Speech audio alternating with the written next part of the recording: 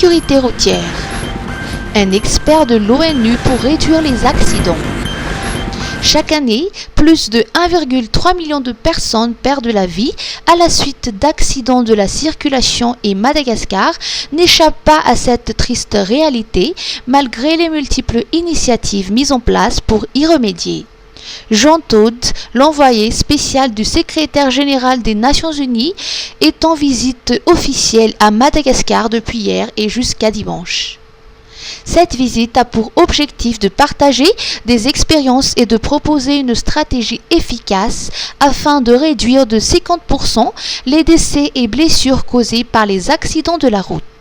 L'objectif, c'est de parler avec le gouvernement, avec le ministre des Transports, le Premier ministre, de la situation de la sécurité routière au niveau mondial, et puis ensuite, plus précisément, dans la région. Là, j'arrive de l'île Maurice, on a eu des réunions avec le gouvernement également, et puis lundi, je partirai en Eswatini, où on va continuer nos réunions avec les gouvernements africains, mais clairement, on sait très bien que le nombre de morts et de blessés sur les routes à Madagascar sont trop importants. C'est inacceptable. Donc, il faut faire en sorte que des mesures très efficaces soient prises. Et c'est ce dont nous avons commencé à discuter avec le ministre et son équipe lors de la conférence interministérielle à Marrakech au mois de février. Et c'est suite à ces discussions qu'on a décidé que je viendrai et que ensemble, avec également l'Office des Nations Unies à Madagascar, on voit comment on peut travailler ensemble et puis accompagner les mouvements du gouvernement. L'intervention de cet expert des Nations Unies s'inscrit dans le cadre du lancement officiel d'une campagne de sensibilisation à la sécurité routière prévue pour demain à Anoussi. Les solutions proposées s'appuieront sur les résultats de la 4e conférence ministérielle mondiale sur la sécurité routière tenue en février dernier au Maroc, ainsi que sur les conclusions du rapport mondial de 2023. Ambak miaraka amin'ny Star Times midira ao anatin'ny tontolon'ny fahitalavitra mampientanentana. Jereo mivantana ny adin'ireo goavan'ny Liga, Barcelone, Real Madrid, Atletico Madrid, isaky ny lalao, fenifentanam-po. Ianao trano ny ady mahery vaika amin'ny Brovers saison 5 izay tsy hita afa-tsy ao amin'ny Star Times irery ihany.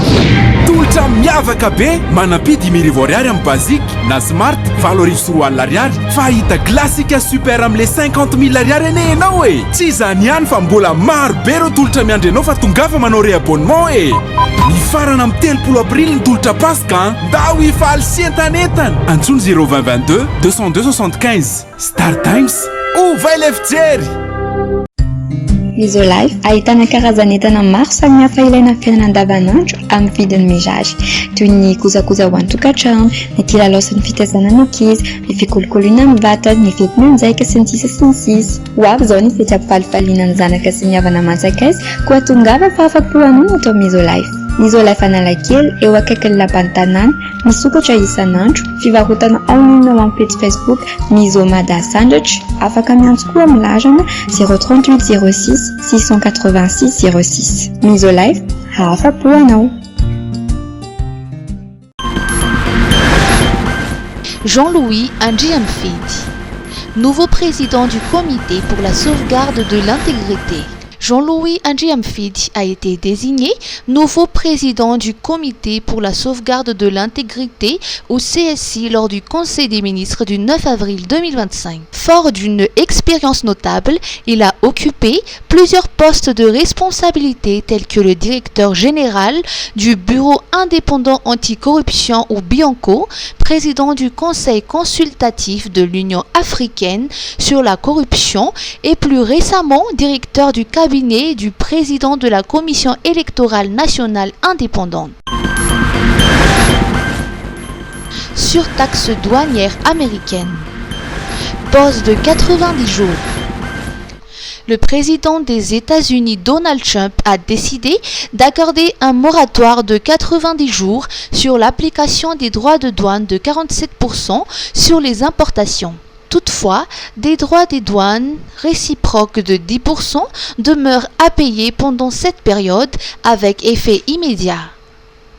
Il explique avoir pris cette décision après que 75 pays ont pris contact avec des représentants américains pour discuter d'une solution. Cependant, il précise que cette pause a été décidée en raison du fait que ces pays n'ont pas réagi de manière significative. En revanche, la Chine, qui avait fortement réagi en imposant des droits de douane élevés sur les produits américains, se retrouve avec des taxes pouvant atteindre 125%. Pour Donald Trump, la Chine a fait preuve de mépris envers les marchés mondiaux.